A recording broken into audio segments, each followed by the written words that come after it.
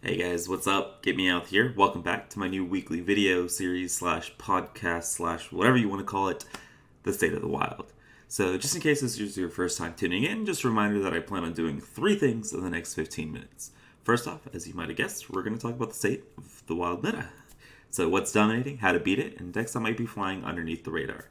Secondly, we'll talk about any wild news, controversial topics, or maybe the lack thereof. And lastly, we'll be talking about my decks of the week. So there'll be one powerful meta deck that I think is the current king, or the one that at least I'm having the most fun playing. Then we'll have an under the radar deck that I think is sneaky good in the current meta, or a current meta deck that's, maybe including some under the radar tech that'll help you gain a slight edge that you might have been missing. And lastly, we'll present like a meme or a fun deck that I've really been enjoying messing around with for all of you that aren't into super tryharding for Legend, or just looking for a short break at the ring floor during your climb. So without further ado, let's go ahead and hop right in. So since the last time we talked, we've had Unnerfs happen and a new legendary minion come out. So I want to take this segment to talk about the two cards that have had the most impact out of the Unnerfs and how they've shaken up the meta. So last week we talked about how Mage and Warlock combined were, almost 50 to 60% of the metagame at higher ranks. So let's talk about Raza the Chain. So I really don't understand those of you that really wanted this card on nerf, so please explain yourself down in the comments below. Rina Priest has gone back to its pre-nerf power level, as expected, giving us two really powerful combo decks in the meta that are able to run a Reno shell and great defensive weapons. So, combo decks not being able to be consistently beaten by aggro, never really a good sign. So Rina Priest, kind of expectedly as well, has soared in popularity, as it's able to beat most of the Warlock decks that were currently meta, as well as completely dominating aggro decks like even Shaman, that was having a nice little bit of a resurgence in the meta. So Rina Priest, still really good. Now I get to include some new cards like Zeph and Dragon Queen Alexstrasza. And there's also certain builds out there that are running Prophet Velen as kind of the second wave of damage in order to get through people trying to counter them with Jade Druids and Odd Warriors. Speaking of Druids, the unnerf of Yogg and the release of Kael'thas have seen people flock back to the previously dead class. Alright, Kael'thas has, been shown to just be a dumb card in Druid because you have a ton of actually pretty good cheap spells. You're not hampering your deck, and allows you to cheat out UI, which is, it's an okay card as early as turn 5 or turn 6.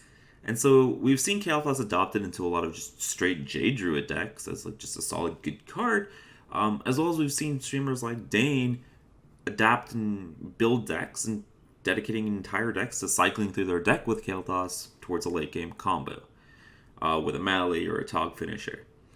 And so while I think those super cycle combo decks are like a flash in the pan, similar to something like Tog Priest, and I don't think they're going to last, I think Kael'thas is just a solid, good card that might have a place in a deck like Jade Druid for this foreseeable future.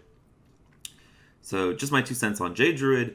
Yogg might have brought people back to the deck, but the deck actually finds itself in a surprisingly okay spot right now.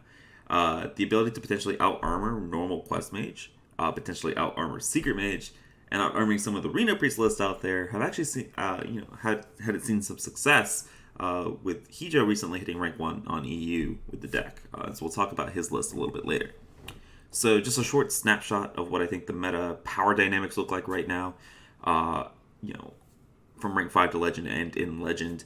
So Quest Mage archetypes, maybe not so surprisingly, are still at the top, beating pretty much everything but Secret Mage. And so that means Secret Mage is the best deck, right?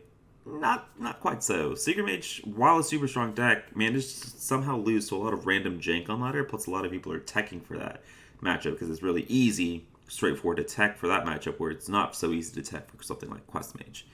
And there's also its old nemesis in Mech Paladin. So Secret Mage has a fair bit of counters in the meta, even though it's got some strong dominant matchups against what many people consider the best deck in the format in Quest Mage.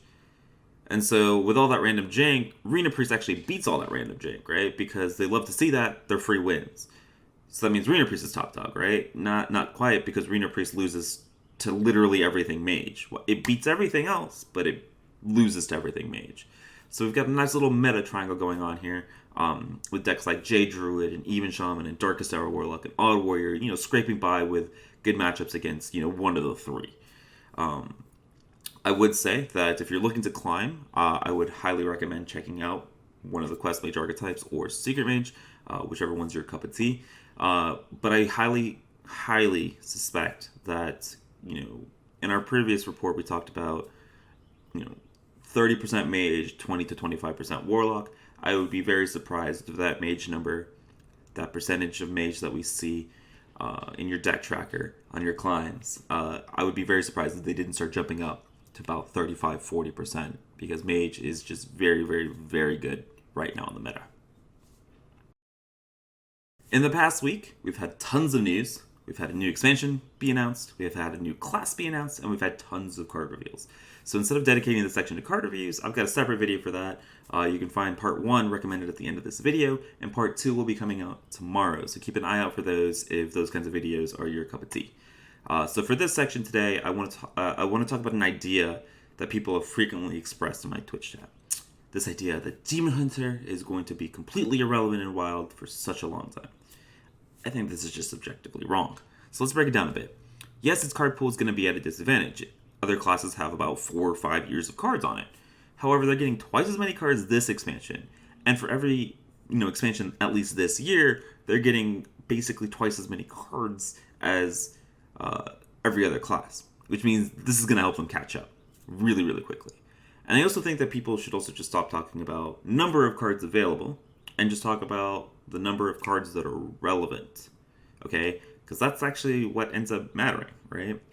And so if we look at the cards that have been revealed already, Demon Hunter is actually looking like it's got some insanely powerful cards being printed, even for the Wild format. So without having played any of the cards and just looking at it in theory crafting, an odd Demon Hunter build, like it's looking really, really good. And it's the first thing that's popping out to me, utilizing some pretty powerful stuff to go alongside a pretty powerful upgraded hero power, 1 mana deal 2 attack. So cards like Skull Gul'dan, Metamorphosis, Shadowhoof Slayer, and Battle Fiend all seem to be really, really, really good alongside the powerful staples like Patches, Loatheb, and Leroy. So keep an eye out for this deck. But they've also been getting a ton of really, really strong cycle cards. So like I mentioned in my card review video, keep an eye out for a combo deck in Demon Hunter. I don't know what the combo is yet or what the ultimate late game win con is, but the amount of stall and cycle that they've gotten is kind of nuts and makes the class prime for a powerful combo deck, which will make it right at home in the Wild format. So the moral of this short little soapbox, stop discounting Demon Hunter in Wild.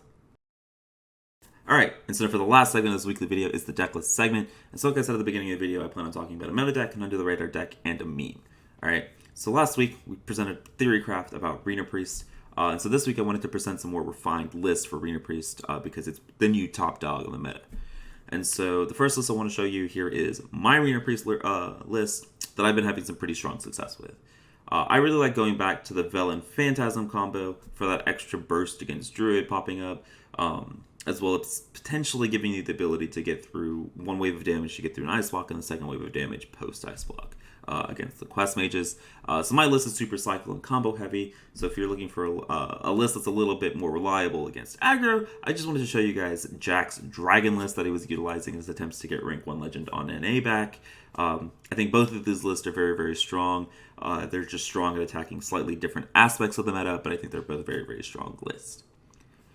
For an under-the-radar deck, we've talked a lot about Druid, so maybe this isn't so under the radar, but I do want to talk about Druid. We've been talking a lot about it because of the new additions, but it's not really one of those top-tier decks, but it's able to pick on certain aspects of the meta. So again, I'm going to show you 2 versions of the deck. The first one, again, is going to be the one that I've been playing this month. I'm utilizing both Kael'thas, Ysera, Phaoris, and Yogg because I like to have fun. I think just Druid is just a solid deck. Ysera, Phaoris, and Yogg give you win conditions if the idol gets geisted, or it gives you kind of this alternate win condition where idol is not your sole win con anymore. It allows you to potentially pressure control decks out of the game before you even have to get into the super cycle Yogg idle UI kind of scenario. And the second list here is the one that I think is more adept for climbing in the legend ladder. So this is Hijo's and Malekith's Druid list that Hijo used to hit rank 1 legend on EU, where they cut the Ysera and played a few more early game spells to help bridge that gap to Kael'thas, which gives you the gap to Phaoris and Yogg and your idols. And now for the fun meme deck of the week, I want to head back to Priest. This is weird for me. I don't normally play a ton of Priest. It's actually the class that I have the fewest wins with. But I want to present to you guys good old do-nothing Priest. So this is basically Reno Inspire Control Priest. It's not good into Quest Mages. And combo Rina Priest is pretty difficult. But the stupid shenanigans that you can do with 0-mana hero powers and the Inspire minions is just buttloads of fun. Every game I'm not against Quest Mage or combo Rina Priest has been a blast to play, and I guarantee that pretty much every game you play with this deck is going to be a new experience. But there we go, guys. I hope you guys enjoyed this week's episode of The State of the Wild. Reminder that I'll be doing these episodes weekly with new decks and news every week. So reminder that there's also daily deck highlight videos that are going up all week on YouTube, as well as streams over on twitch.tv/GateMeOut. So make sure you guys drop a sub here on YouTube or drop a follow over on Twitch if you guys enjoy this content. They're free and they help support me a lot. I hope you guys enjoyed this video. Stay safe out there, and I'll see you guys next week. Have a good one, guys.